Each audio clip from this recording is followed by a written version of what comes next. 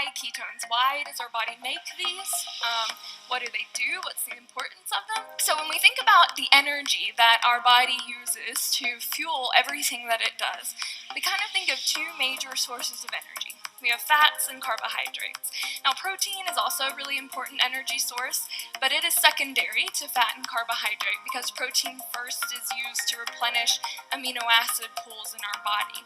So we know that carbohydrate in the diet gets broken down into something called glucose, and we know that fats in the diet get broken down into something called fatty acids, or under very specific conditions, ketones as well. And then these molecules kind of enter this very complex metabolic system where it converts those molecules into something we call ATP.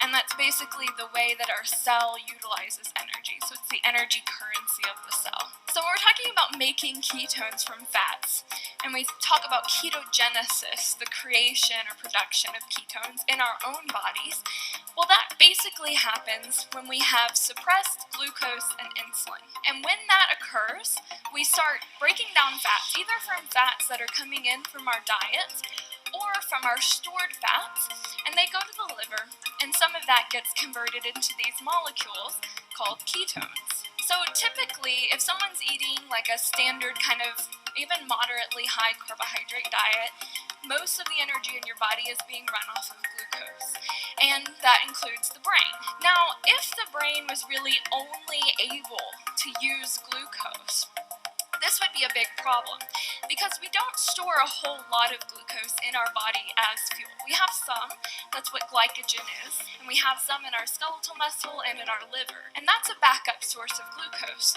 but it really only persists or provides ample glucose to support the brain for maybe a day or so after we stop eating. But we have excess fat stores, so fat is the major storage form of energy in our body. Now, this is fine. Breaking down fats directly into these fatty acids is perfectly fine for most of our body, but the brain not so much. So there had to be a way around it, and really ketones are the answer to that problem. So fats can be converted to ketones, and ketones are very efficient fuels for the brain. And this is important because if the brain could not utilize ketones, if we couldn't convert that fat into ketones for the brain to use, we would have to resort to breaking down our skeletal muscle to release proteins that can be converted to glucose to fuel the brain, which means that we would starve within maybe 2 to 3 weeks. But because of this adaptation, humans can actually go on average 2 to 3 months without food, and depending on the amount of fat that's stored in the body, can go even much longer.